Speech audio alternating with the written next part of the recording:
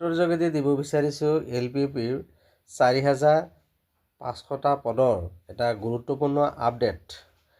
LPPৰ এই 4,500টা পদৰ বিজ্ঞাপন প্ৰকাশ পোৱাৰ আগতে কেইবাটাও বিভাগৰ বিজ্ঞাপন প্ৰকাশ পাইছিলে আৰু সেই পদসমূহৰ নিযুক্তি প্ৰক্ৰিয়া ইতিমধ্যে শেষ হৈছে।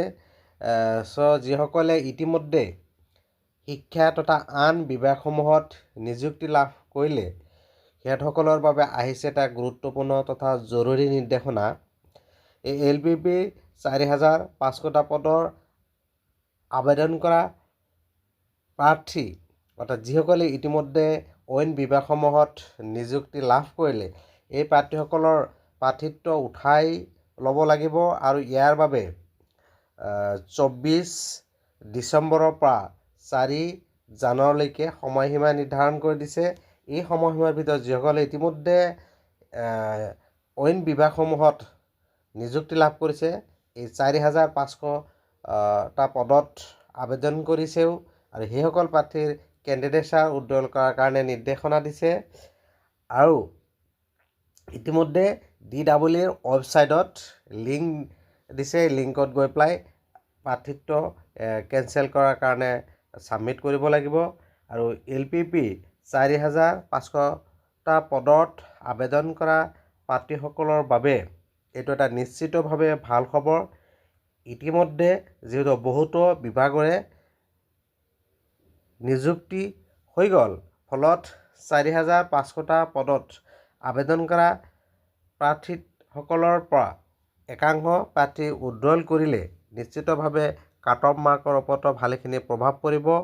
লগতে এই পদসমূহে যে সন্মুখত যিহেতু ইলেকশ্যন আছে আৰু ইলেকশ্যনৰ আগতে এই নিযুক্তি প্ৰক্ৰিয়া সম্পূৰ্ণ হ'বনে নাই এই মুহূৰ্তত আমি ক'ব নোৱাৰোঁ, যদিও বিভাগীয়ভাৱে ইচ্ছা কৰিলে ইলেকশ্যনৰ আগতে এই নিযুক্তি প্ৰক্ৰিয়া কামখিনি সমাপ্ত কৰিব পাৰিব। যিহেতু ফেব্ৰুৱাৰী মাহৰ ভিতৰতে সকলো নিযুক্তি প্ৰক্ৰিয়া শেষ কৰিব বুলি ইতিমধ্যে মুখ্যমন্ত্ৰীয়ে ঘোষণা কৰিছে। সময়ত গোটেইখিনি কথা গম পোৱা যাব। প্ৰকাশ পোৱা এই উজ্জ্বল সম্পৰ্কীয় নটিফিকেশ্যনখন ইয়াত উল্লেখ কৰিছে, চাওক।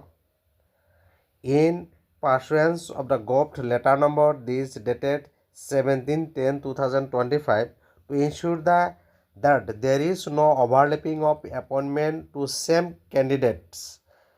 যাতে overlapping নহয়, the candidates who have applied for the post of teachers of LP and UP school under DEE Assam against advertisement A and B dated 8th January 2025 and has already been appointed in any GOVT post under Government of Assam are hereby requested to visit the official website and submit their withdrawal of candidature under Director of Elementary Education.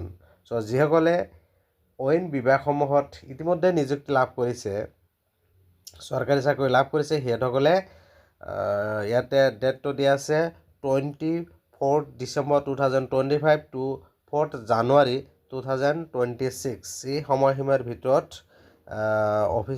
DEEৰ ৱেবছাইটত ইতিমধ্যে link active হৈছে, তাত click কৰি কেণ্ডিডেটছাৰসমূহ উজ্জ্বল কৰিব পাৰিব।